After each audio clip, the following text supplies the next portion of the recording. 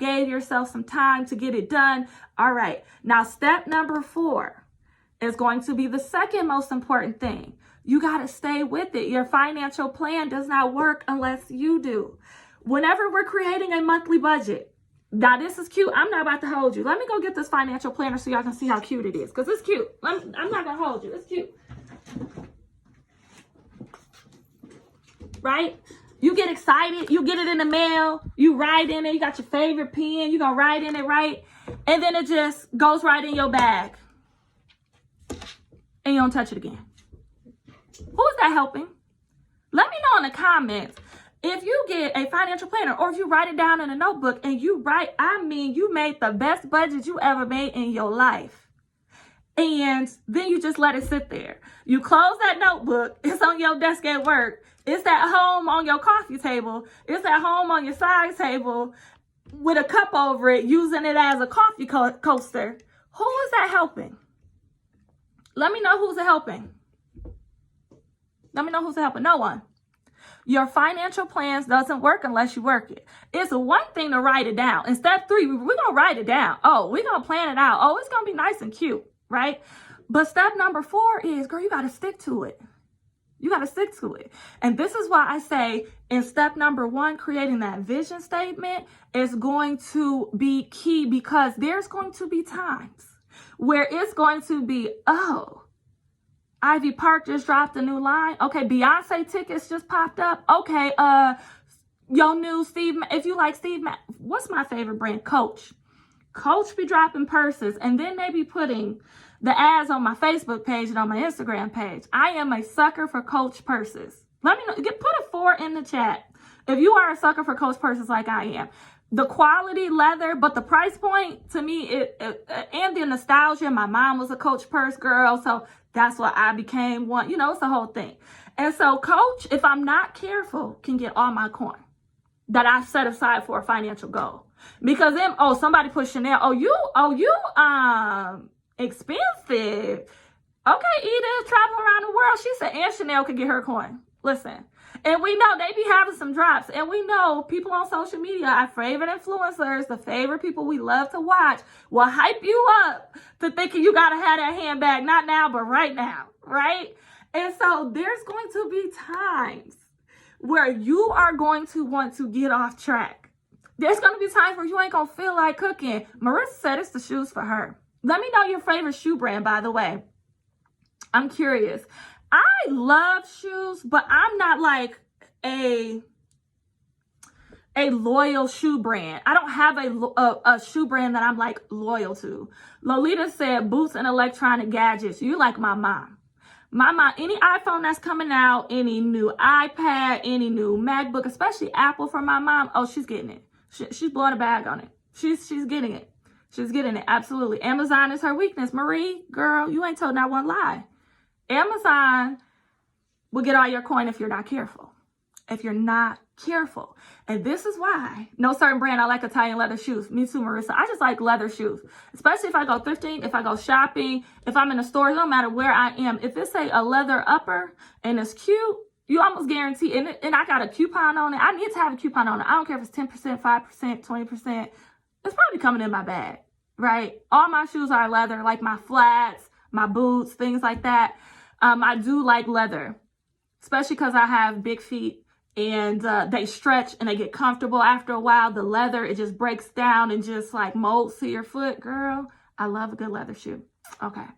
So y'all get me. Y'all understand that there's just certain weaknesses that we have, right? And if you're not careful, you'll be funding Chanel's financial goals. You'll be funding Apple's financial goals. You'll be funding Amazon's financial goals more than yours, right? Now, I'm not saying I am not that coach. Listen, thrifting is not helping me in my finances, girl. We need to talk at the end because I went to the thrift store and this is a little caveat, then I'll get back. I went to the thrift store yesterday. First of all, they're hiking up the prices more than they used to. I am obsessed with going to the thrift store, finding brands that are like $100 and $200 brands, paying $6.99, $7.99 for it. But back in the day, we'd pay like $2.99, $3.99 for it. Girl, no, now you're paying clearance prices at Target. Basically, that's how they got it priced. And so I'm like, these prices, although it's a really good deal, I still look like with my nose up in the air, like, Goodwill, y'all need to come down on these prices. But I digress. I love thrifting. And yeah, I spent about $100 in there yesterday, and I didn't get nearly half as what I could get $100 3 years ago. But anyway, I digress. What was I saying? Yeah, if you're not careful, and when you have your vision statement, it allows you to stay focused. Now, what I was going to say is in step 3, when you create your monthly expenses, what I want you to do is I want you to take into an account what your weakness is or what your splurge is, and give yourself some money to put aside some money in your budget.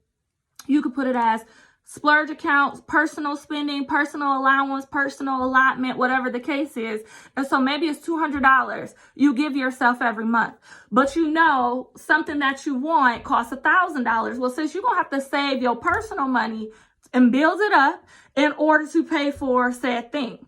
Or if you like me, I have a separate savings account for my personal spending, and I like to just keep it there until something catches my eye that I'm like, I have to have it. I kind of just build it up until I have to have it, because I know I'm the type of girl who wants big ticket items, but I also thrift and want small ticket items. And so I always need to have money in my personal spending account that I can transfer money to my checking account to spend whenever I need to. Or if you are a credit card spender, you could put the expense on the credit card to get the miles or the points or the cash back, but then pay your credit card off with that money from your personal account. Make sense? So if you know, yes, Edith said treating yourself is important. Exactly. We are not, my Jesus didn't die on the cross for me to be nickel-ing and diming. Last time I checked in Genesis, it said, this world is yours, take dominion, subdue it. So I'm not about to be out here looking like no peasant, regardless of what my financial goal is. It's just not going to happen. And so you going to see in my budget some money set aside for myself, right? I'm the one earning this money, so I'm going to help spend this money, right? But I'm not spending all of it, right? I'm intentional. I'm not spending all of it, right? That is the biggest thing. And so when you are checking in with your finances on a daily check-in, a weekly check-in, a monthly check-in, this is going to keep you on track. Now, for a lot of people, including myself, it took about 3 months to really get a grasp on a good solid budget that's functional, that works, that you're comfortable with, that you can execute every month. The first couple of months, you might be like, oh, dang, I forgot I have this subscription coming out, or I forgot about this irregular expense that comes out every October, or, just different things like that. Just give yourself grace to kind of tweak your budget each and every month. And about month 3, mark my words, month 3, you're going to have all the income sources. You're going to either develop some more income streams by then. You're going to have a handle on what's your typical income. You're going to have a handle on your expenses. You might forget a couple first month or second month. By third month, you'll have all your expenses written down. You'll have decided how much you usually spend on groceries. You'll have decided how much you want to give yourself for extra treating yourself spending. And for the ladies who are travel enthusiasts, always have a line item to set aside a little bit of money for travel. Travel is not a major financial goal. Travel should be an expense.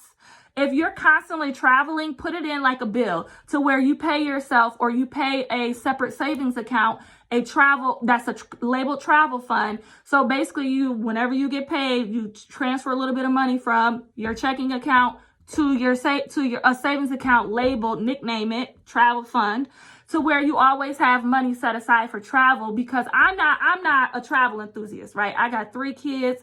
I was suffering from anxiety for a while. I couldn't even travel very much, be on an airplane. I don't need no travel fund. I don't travel that much, right?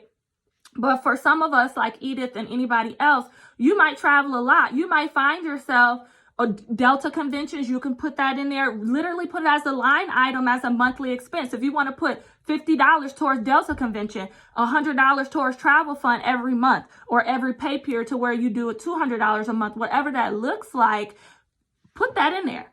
Put that in there to where your budget works for you, right? Your monthly expenses don't have to just